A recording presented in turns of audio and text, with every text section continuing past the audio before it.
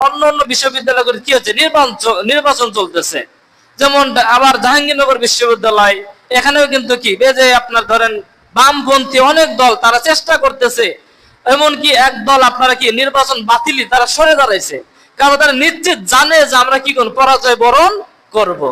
এই জন্য তারা কি হচ্ছে, শেষ মুহূর্তে এসে কি করছে, তারা সেখান থেকে কি সরে দাঁড়াইছে।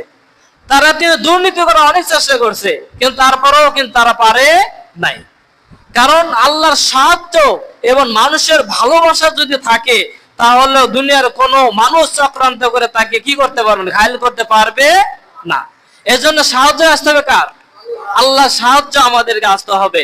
আর আল্লাহ সাহায্য যদি আমরা পেতে চাই, বলেন তো আল্লাহর হুকুম আহকাম মেনে হবে নাকি না মেনে হবে? তাহলে আল্লাহর হুকুম আহকাম আমাদেরকে মেনে চলতে হবে। যেমন বাংলাদেশ ইসলামী ছাত্র শিবির, তারা কি নামাজ পড়ে নাকি পড়ে না? অবশ্যই কিন্তু নামাজ পড়ে। 5 ওয়াক্ত নামাজ না পড়লে কিন্তু কি হতে পারে না, ছাত্র শিবিরে থাকতে পারে না। আপনারা যারা আছেন, আপনারা হয়তো বলতে পারেন যে আপনারা হলে একদল প্রশংসা করতে, কারণ আপনি যদি ভালো কাজ করেন তাহলে আপনারও প্রশংসা করতে হবে, ঠিক কিনা? কারণ ভালো কাজে প্রশংসা করার দরকার, এটা আমাদের সকলেই করা দরকার, এতে সে কি হয়, উৎফুল্ল হয়, ঠিক কিনা? এই জন্য আপনিও ভালো কাজ করেন, আপনারা যারা বামপন্থী যারা করে তারাও যদি ভালো কাজ করে, আমরা তাদেরও প্রশংসা করবো ইনশাআল্লাহ। তারপর আমাদেরকে যে সব মানুষ ভালো পথে থাকে, আল্লাহর দিনের পথে আসুক। আল্লাহর দিন যাতে বাংলার জমিনে যদি প্রতিষ্ঠিত হয়ে যায়, তাহলে সমাজের ভিতর দেশের ভিতরে শান্তি আসবে, কথা বলেন ঠিক কিনা?